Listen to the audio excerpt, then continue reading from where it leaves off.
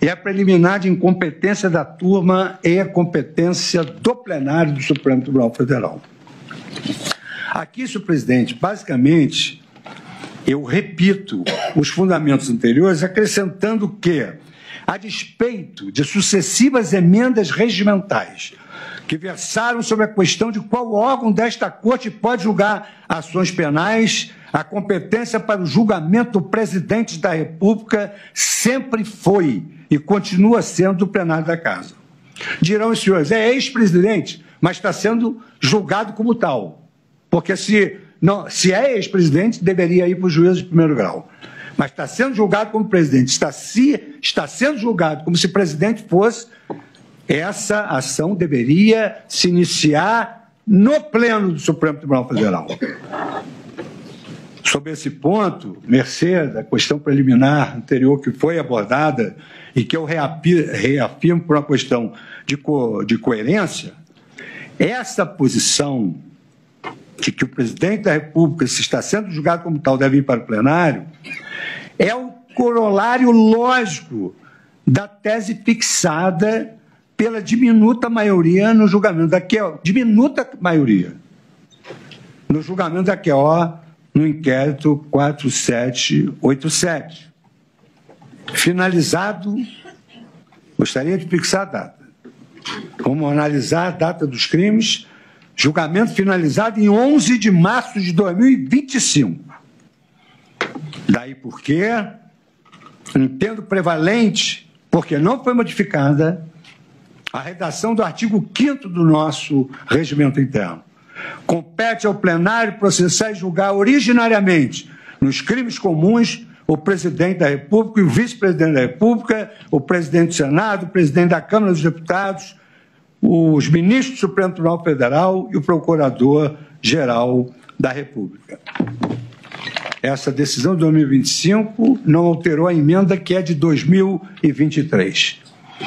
Considerando a cronologia dos fatos supostamente executórios, a denúncia abarca o período de 29 de julho de 2021 a 8 de janeiro de 2023. Nesse intervalo, a autoridade que deteria competência de foro exercia o cargo de presidente, o que mantém a competência do Supremo para o julgamento, mas vencida a primeira preliminar no próprio plenário do Supremo Tribunal Federal. Faço um histórico sobre a modificação das emendas. Destaco, não obstante as alterações regimentais, o artigo 5º do regimento interno sempre manteve a competência do plenário para o processo de julgamento do presidente da República em crimes comuns. Há uma razão fundamental para isso.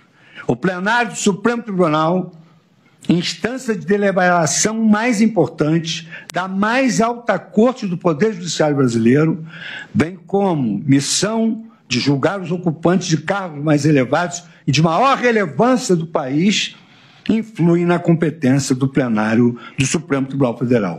Ao rebaixar a competência originária do plenário para uma das duas turmas, estaríamos silenciando as vozes de ministros que poderiam exteriorizar sua forma de pensar sobre os fatos a serem julgados nesta ação penal. E há um dado curioso. A Constituição Federal, em razão do número diminuto, somos 11 ministros, ela não se refere a turmas, ela se refere ao plenário. E seria realmente ideal que tudo fosse julgado pelo plenário do Supremo Tribunal Federal, com a racionalidade funcional que hoje nós temos por força dos nossos instrumentos digitais e de tecnologia e de inteligência artificial.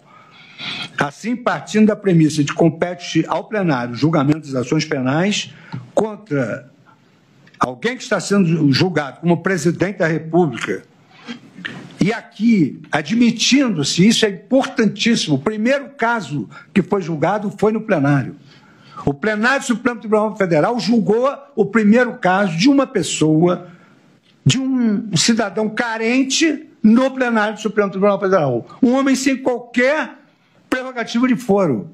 E isso induz a que, sendo a tese a mesma, gravitando sobre os mesmos fatos, que deve-se respeitar a denominada perpetuatio jurisdictionis pela conexão, ou seja, se ali começou, no plenário, ali deveria ter sido julgado todo o processo por conexão, como aponta não só a doutrina, mas também a jurisprudência.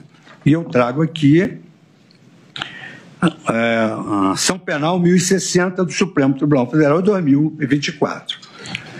Mesmo sem ocupar cargo que lhe garantisse a prerrogativa de foro, o réu Aécio Lúcio Costa Pereira foi julgado no plenário, por sua competência estendida por conexão a outros réus.